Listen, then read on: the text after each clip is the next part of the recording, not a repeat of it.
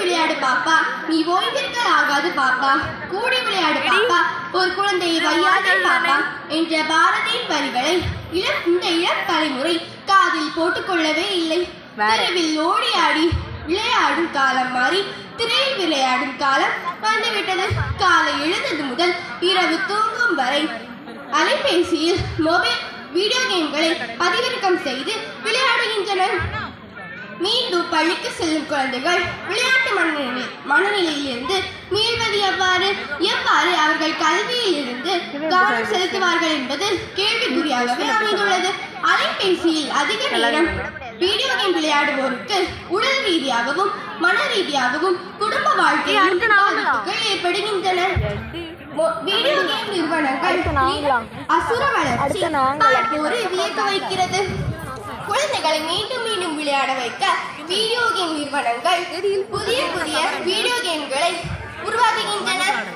குறிப்பாக பப்ஜி, டிம்பிள்டன், மற்றும் சில வகை கேன்சர் விளையாட்டுகள் ஆகும்.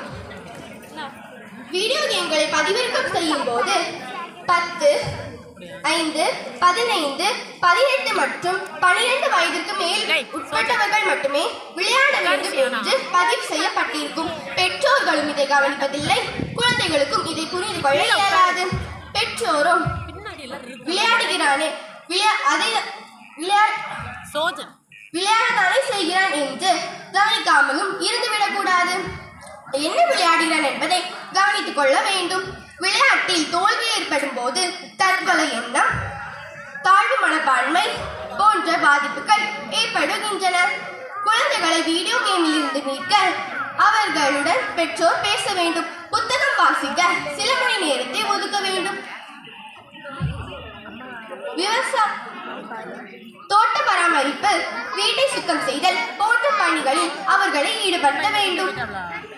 வீட்டுக்குள்ளே விளையாட அனுமதி அளிக்க வேண்டும்.